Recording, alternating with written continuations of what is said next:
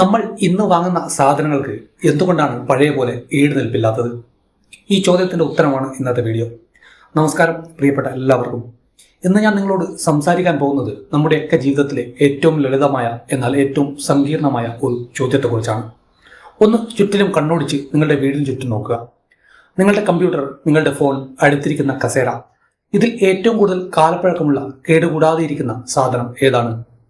എൻ്റെ അടുത്തുള്ള വീട്ടിൽ 30 വർഷം പഴക്കമുള്ള ഒരു ടെലിവിഷൻ ഉണ്ട്. അതിൻ്റെ ഡിസൈൻ ഒരുപക്ഷെ ഔട്ട് ഓഫ് ഫാഷൻ ആയിരിക്കാം, പക്ഷെ അത് ഇപ്പോഴും നന്നായി പ്രവർത്തിക്കുന്നുണ്ട്. അതുപോലെ എൻ്റെ സുഹൃത്തിൻ്റെ അച്ഛന് ഒരു പഴയ വാച്ച് ഉണ്ടായിരുന്നു. അത് അദ്ദേഹത്തിൻ്റെയും അച്ഛൻ്റെ കാലം മുതൽക്കുള്ളതാണ്. 3 തലമുറകളുടെ കഥകൾ അതിനുള്ളിൽ ഒളിപ്പിച്ചു വെച്ചിട്ടുണ്ട് എന്നർത്ഥം. അത് കേടായിട്ടില്ല, പൊട്ടിപ്പോയിട്ടില്ല, മറ്റു ഭാഗങ്ങളൊന്നും തന്നെ കേടുവന്നിട്ടില്ല. അതൊരു വാച്ച് മാത്രമായിരുന്നില്ല, വിശ്വസ്തയുടെ ഒരു പ്രതീകമായിരുന്നു. ഈ സാധനങ്ങളെല്ലാം ഒരു കാലഘട്ടത്തിന്റെ അടയാളമാണ്. ഒരു സാധനം ഉണ്ടാക്കിയാൽ അത് കാലങ്ങളോളം നിലനിൽക്കണം എന്ന് കരുതിയ അത്തരം ഗുണമേന്മയിൽ വിശ്വസിച്ചിരുന്ന ഒരു തലമുറയുടെ ഓർമ്മപ്പെടുത്തലാണിത്. പക്ഷെ ഒന്ന് ചിന്തിച്ചു നോക്കൂ, നമ്മൾ 2025 ഒരു പ്രമുഖ ബ്രാൻഡിന്റെ പുതിയ സ്മാർട്ട് ഫോൺ വാങ്ങുമ്പോൾ അതിന്റെ പരസ്യത്തിൽ എന്തെല്ലാം പറയുന്നു? അൾട്രാ സ്പീഡ്, മികച്ച ക്യാമറ, പുതിയ ഡിസൈൻ. പക്ഷെ ആരും പറയാത്തൊരു കാര്യമുണ്ട്, അതിന്റെ ആയുസ്. എന്തുകൊണ്ടാണ് നമ്മൾ ഇന്ന് വാങ്ങുന്ന ഓരോ സാധനത്തിനും 5-10 വർഷത്തിലധികം ആയുസ് ഇല്ലാത്തത്? പുതിയ ഫ്രിഡ്ജുകൾ പെട്ടെന്ന് കംപ്ലൈൻ്റ് ആവുന്നു, വാഷിംഗ് മെഷീനുകൾ പെട്ടെന്ന് തുരുമ്പെടുക്കുന്നു. നമ്മൾ എത്ര വില കൊടുത്ത് വാങ്ങിയാലും ആധുനിക ഗാഡ്ജറ്റുകൾ 2 വർഷം കഴിയുമ്പോൾ ഉപയോഗശൂന്യമാകുന്നു. ഇത് യാദൃശ്ചികമല്ല, ഇത് നിങ്ങൾക്കോ എനിക്കോ മാത്രം സംഭവിക്കുന്ന ഒരു കാര്യവുമല്ല. നമ്മുടെ ഉൽപ്പന്നങ്ങളുടെ നിലവാരം ക്രമാനുഗതമായി മോശമാകുന്നത് ഒരു മാന്ത്രിക വിദ്യയല്ല, അതൊരു ബിസിനസ് തന്ത്രമാണ്. ഈ തന്ത്രത്തിന് ഒരു പേരുണ്ട്, അതാണ് പ്ലാനഡ് ഒബ്സലൻസ്. നിങ്ങളുടെ പോക്കറ്റ് അടിക്കാൻ വേണ്ടി കമ്പനികൾ ബോധപൂർവം ഉൽപ്പന്നത്തിന്റെ ആയുസ് കുറയ്ക്കുന്ന ഈ ലോകത്തെ ഞെട്ടിച്ച ഈ കളിയിൽ ആരാണ് നമ്മളെ തോൽപ്പിക്കുന്നത്? നമ്മളോ അതോ കോർപ്പറേറ്റ് ലോകമോ? ആ ചോദ്യത്തിന്റെ ഉത്തരം തേടി നമുക്കൊരു യാത്ര പോവാം. പ്ലാൻഡ് ഒബ്സലൻസിനെ കുറിച്ച് സംസാരിക്കുമ്പോൾ നമ്മൾ ആദ്യം തിരിച്ചറിയേണ്ടത് ഗുണമേന്മ എങ്ങനെയാണ് ഒരു ബിസിനസ്സിന് ശാപമായി മാറുന്നത് എന്നതാണ്. നമ്മുടെ എല്ലാം ഓർമ്മകളിൽ പഴയ ആളുകൾ എപ്പോഴും അഭിമാനത്തോടെ സംസാരിക്കുന്ന ഒരു ഉൽപ്പന്നമാണ് HMT വാച്ചുകൾ. വർഷങ്ങൾക്ക് മുമ്പ് അവരുടെ മുത്തച്ഛൻ ഉപയോഗിച്ചിരുന്ന ഒരു HMT വാച്ചിനെ കുറിച്ച് അവർ പറയും. അതിൻ്റെ ഘടകങ്ങൾ, ചലനങ്ങൾ അത്ര പെട്ടെന്ന് അത് കേടാകുമായിരുന്നില്ല. ആ വാച്ചുകൾ വെറുമൊരു സമയം നോക്കാനുള്ള ഉപകരണം മാത്രമായിരുന്നില്ല, മറിച്ച് ഈടുനിൽപ്പിൻ്റെയും വിശ്വാസ്യതയുടെയും ഒരു പ്രതീകമായിരുന്നു. അതുപോലെ മറ്റൊരു ഉദാഹരണം വീട്ടിലെ അടുക്കളയിൽ നിന്നും കേടുകൂടാതിരിക്കുന്ന ടാപ്പ് വെയർ പാത്രങ്ങളാണ്. ടാപ്പ് വെയർ നല്ലതാണ്, ശുചിത്വമുള്ളതാണ്, വളരെ നല്ല ഭംഗിയുണ്ട്. എന്നാൽ ഏറ്റവും പ്രധാനം അത് വളരെ കാലം ഈടുനിൽക്കുമെന്നതായിരുന്നു. ഈ 2 ഉദാഹരണങ്ങളിലും ഒരു വലിയ സാമ്പത്തിക പ്രശ്നം ഒളിച്ചു കിടക്കുന്നുണ്ട്. ആവർത്തിച്ചുള്ള വാങ്ങലുകൾ അഥവാ റിപ്പീറ്റ് പർച്ചേസ് ഇവിടെ നടക്കുന്നില്ല.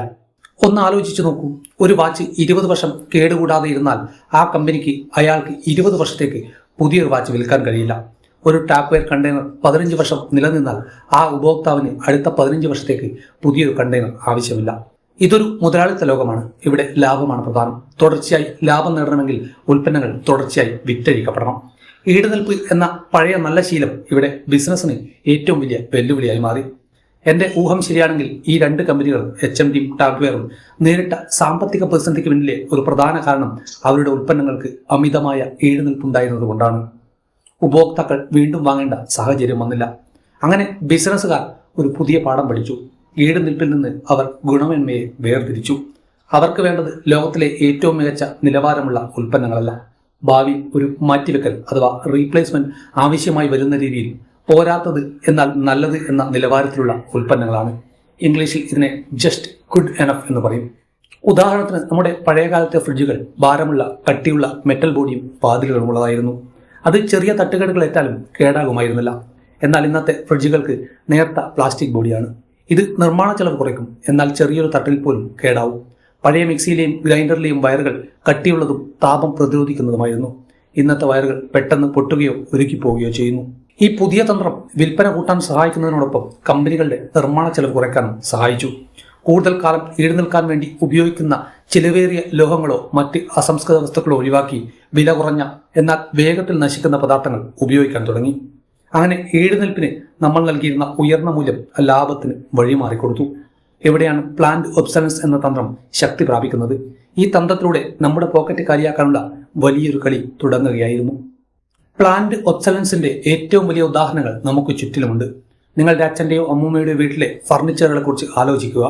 അത് യഥാർത്ഥ തടിയോടുകൂടിയ കട്ടിയുള്ള ഭാരമുള്ള കട്ടിലുകളും കബോർഡുകളുമായിരുന്നു. അതുകൊണ്ടാണത് വർഷങ്ങളോളം നിലനിന്നത്. ഇന്ന് അതിനു പകരം നമുക്ക് ലഭിക്കുന്നത് പാർട്ടിക്കിൾ ബോർഡ് എന്നറിയപ്പെടുന്ന ഒന്നാണ്.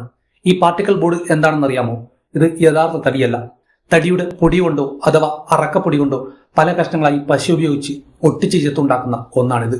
കുറഞ്ഞ ഈർപ്പം തട്ടിയാൽ പോലും അത് പൊളിഞ്ഞ് നശിക്കാൻ തുടങ്ങും. കമ്പനികൾ ലാഭം വർദ്ധിപ്പിക്കാൻ വേണ്ടി നമ്മുടെ വീടുകളിൽ നിന്ന് നിലവാരത്തെ മെല്ലെ മെല്ലെ പുറത്താക്കി. ഗാഡ്ജറ്റുകളിൽ എങ്ങനെയാണ് ഈ തന്ത്രം നടപ്പിലാക്കുന്നത്? പണ്ട് നമ്മുടെ ഫോണിൽ ബാറ്ററി എളുപ്പത്തിൽ മാറ്റി പുതിയത് ഇടാൻ കഴിയുമായിരുന്നു. ഇന്ന് മിക്ക ഫോണുകളുടെയും ബാറ്ററികൾ സീൽഡ് ഡിസൈൻ ഉപയോഗിച്ച് അടച്ചുറപ്പിച്ചതാണ്.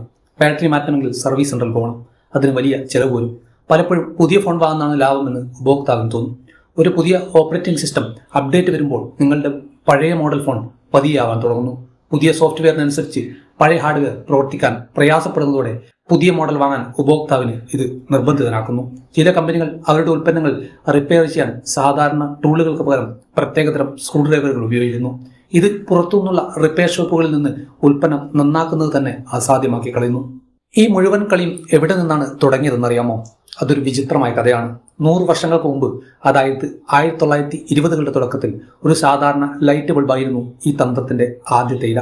അക്കാലത്ത് നിർമ്മിച്ചിരുന്ന ബൾബുകൾ 2500 മണിക്കൂറിലധികം കത്തുമായിരുന്നു. ചില ബൾബുകൾ ഇപ്പോഴും നൂറ്റാണ്ടുകളായി കത്തുന്നതായി രേഖപ്പെടുത്തിയിട്ടുണ്ട്. പക്ഷേ ബൾബ് നിർമ്മാതാക്കൾക്ക് ഇതൊരു നല്ല കാര്യമല്ലായിരുന്നു. ബൾബുകൾ കൂടുതൽ കാലം നിലനിൽക്കുമ്പോൾ ആവർത്തിച്ചുള്ള വാങ്ങലുകൾ ഉണ്ടാകുന്നില്ല.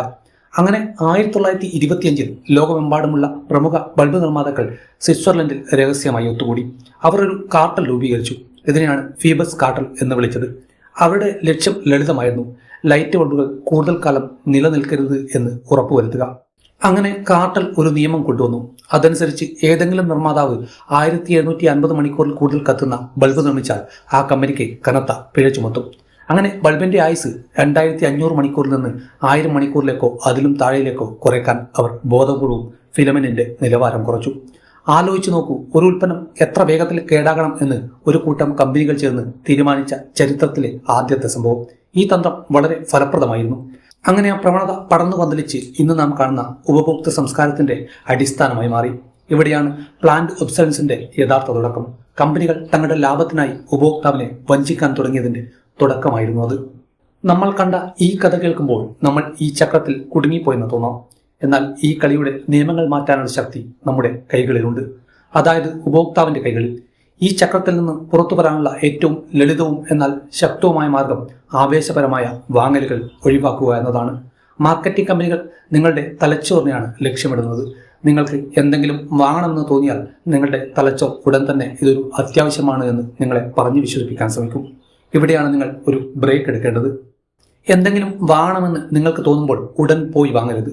ഒരു ദിവസം കാത്തിരിക്കുക. നിങ്ങൾക്ക് ഒരു രാത്രിയുടെ വിശ്രമം നൽകുക. ഒരു രാത്രി മുഴുവൻ ആലോചിച്ച ശേഷം അതിപ്പോഴും നിങ്ങൾക്ക് അത്യാവശ്യമാണ് എന്ന് തോന്നുമെങ്കിൽ മാത്രം വാങ്ങുക. ഈ ലളിതമായ ശീലം നിങ്ങൾ പരിശീലിച്ചു തുടങ്ങുമ്പോൾ നിങ്ങൾക്ക് വാങ്ങുന്ന സാധനങ്ങളുടെ എണ്ണത്തിൽ വലിയ കുറവ് വരും. ഇന്ന് കൂടുതൽ കമ്പനികളും ഗുണമേന്മയുള്ള ഉൽപ്പന്നങ്ങൾ നിർമ്മിക്കുന്നതിന് പകരം മാർക്കറ്റിംഗിലാണ് ശ്രദ്ധ കേന്ദ്രീകരിച്ചിരിക്കുന്നത്. പല കമ്പനികളുടെയും ഉൽപ്പന്നങ്ങൾ നിർമ്മിക്കുന്നത് അവരല്ല, പുറം കരാറുകൾ വഴിയാണ്. അതിനർത്ഥം ഇന്നത്തെ പ്രധാനപ്പെട്ട കമ്പനികളെല്ലാം ഉൽപ്പന്നങ്ങൾ നിർമ്മിക്കുന്നതിന് പകരം അത് വിറ്റഴിക്കുന്ന കമ്പനികളായി മാറിയിരിക്കുന്നു. കാരണം ഉൽപ്പന്നത്തിന്റെ ഗുണമേന്മയേക്കാൾ പ്രധാനം അത് നിങ്ങളെ കൊണ്ട് വാങ്ങിപ്പിക്കാനുള്ള തന്ത്രമാണ് പ്രധാനം എന്നുള്ളത് കൊണ്ടാണ്. നമ്മുടെ വീട്ടിൽ എന്തെങ്കിലും കേടായാൽ നമ്മൾ ആദ്യം ചെയ്യുന്നത് വലിച്ചെറിയുക എന്നതാണ്. നമ്മുടെ മാതാപിതാക്കൾ ആദ്യം ശ്രമിച്ചിരുന്നത് അത് നന്നാക്കാനാണ്. നമ്മൾ ഈ പഴയ ശീലത്തിലേക്ക് മടങ്ങേണ്ടതുണ്ട്. കേടായ സാധനങ്ങൾ വലിച്ചെറിയുന്നതിന് പകരം അത് നന്നാക്കാൻ ശ്രമിക്കുന്ന പ്രാദേശിക റിപ്പയർ ഷോപ്പുകളെ പ്രോത്സാഹിപ്പിക്കുക. പല വികസിത രാജ്യങ്ങളിലും റിപ്പയർ ചെയ്യാനുള്ള അവകാശം, റൈറ്റ് ടു റിപ്പയർ എന്ന നിയമം നിലവിൽ വന്നുകൊണ്ടിരിക്കുകയാണ്. അതായത് ഉപഭോക്താക്കൾക്ക് സ്വന്തമായി ഉൽപ്പന്നങ്ങൾ റിപ്പയർ ചെയ്യാനും സ്പെയർ പാർട്സുകൾ ലഭിക്കാനും കമ്പനികൾ അവസരം നൽകണം. നമ്മളും അത്തരം നിയമങ്ങൾക്കായി ശബ്ദമുയർത്തണം. പ്ലാന്റ് ഒബ്സലൻസ് എന്നത് മാർക്കറ്റിംഗ് കഥകൾ മാത്രമാണ്. ഈട് നിൽക്കുന്ന ഉൽപ്പന്നങ്ങളെ വീണ്ടും നമ്മുടെ ജീവിതത്തിലേക്ക് കൊണ്ടുവരാൻ നമ്മൾ വിചാരിച്ചാൽ സാധിക്കുക തന്നെ ചെയ്യും. പ്രിയപ്പെട്ടവരെ, നമ്മുടെ ഈ യാത്രയുടെ അവസാനം നമ്മൾ ഒരിടത്ത് തന്നെ തിരിച്ചെത്തുന്നു. നമ്മൾ കണ്ടു നമ്മുടെ പഴയ വാച്ചുകളും ടിവികളും എങ്ങനെയാണ് ഗുണമേന്മയുടെ പ്രതീകമായി നിലനിന്നതെന്ന്. അതുപോലെ തന്നെ നമ്മൾ മനസ്സിലാക്കി എങ്ങനെയാണ് ഫീബ്സ് കാർട്ടൽ ലാഭത്തിനു വേണ്ടി ഈടുനിൽപ്പിനെ മനഃപൂർവ്വം കൊല ചെയ്തതെന്ന്. ഈ കളി ഇപ്പോഴും തുടരുകയാണ്. ഫാസ്റ്റ് ഫാഷൻ കമ്പനികൾ നിങ്ങളുടെ വസ്ത്രത്തിന്റെ ആയുസ് കുറയ്ക്കുന്നു. ടെക് കമ്പനികൾ നിങ്ങളുടെ ഫോൺ 2 വർഷം കഴിയുമ്പോൾ ഉപയോഗശൂന്യമാക്കുന്നു. ഇതിലൂടെ നഷ്ടപ്പെടുന്നത് നമ്മുടെ പണം മാത്രമല്ല, നമ്മുടെ പ്രകൃതിയും കൂടിയാണ്. മാറ്റത്തിനായി നമ്മൾ കമ്പനികളെ കാത്തിരിക്കേണ്ടതില്ല. അടുത്ത തവണ നിങ്ങൾക്ക് ഒരു പുതിയ സാധനം വാങ്ങണമെന്ന് തോന്നുമ്പോൾ സ്വയം ചോദിക്കുക, എനിക്കിത് ശരിക്കും ആവശ്യമുണ്ടോ? ഇത് ഈട് നിൽക്കുമോ? അതോ അടുത്ത 6 മാസത്തിനുള്ളിൽ ചവറ്റുകുട്ടയിലേക്ക് പോകുമോ? നമ്മുടെ വാങ്ങലുകൾ ഒരു പ്രതിരോധമായി മാറണം. നമ്മൾ ആവേശപരമായ വാങ്ങലുകൾ നിർത്തുമ്പോൾ, നിലവാരമുള്ള ഉൽപ്പന്നങ്ങൾ മാത്രം തിരഞ്ഞെടുക്കുമ്പോൾ, റിപ്പയർ ചെയ്ത് ഉപയോഗിക്കുമ്പോൾ കമ്പനികൾക്ക് അവരുടെ നിലവാരം മെച്ചപ്പെടുത്താതെ മറ്റ് വഴികളില്ലാതാവും. പ്ലാന്റ് ഒബ്സലൻസ് എന്ന ഈ ദുഷിച്ച ചക്രം തകർക്കാനുള്ള താക്കോൽ നിങ്ങളുടെ കയ്യിലാണ്. നിങ്ങളുടെ അടുത്ത വാങ്ങൽ ഒരു പരിഹാരമാണോ, അതോ ഈ ചക്രത്തിന്റെ മറ്റൊരു കണ്ണിയോ? ഈ വിഷയത്തെക്കുറിച്ച് നിങ്ങൾക്ക് എന്താണ് പറയാനുള്ളത്? നിങ്ങളുടെ വീട്ടിലെ ഏറ്റവും പഴക്കമുള്ള എന്നാൽ ഇന്നും പ്രവർത്തിക്കുന്ന ഉൽപ്പന്നം ഏതാണ്? നിങ്ങളുടെ അനുഭവങ്ങൾ താഴെ കമന്റ് ചെയ്യുക. നിങ്ങളുടെ അഭിപ്രായങ്ങൾ അറിയാൻ എനിക്കും ആഗ്രഹമുണ്ട്. മറ്റൊരു വീഡിയോയുമായി നമുക്ക് വീണ്ടും കാണാം. ചാനൽ സബ്സ്ക്രൈബ് ചെയ്യാൻ മറക്കാതിരിക്കുക. അഭിപ്രായങ്ങൾ തീർച്ചയായും പങ്കുവെക്കുക.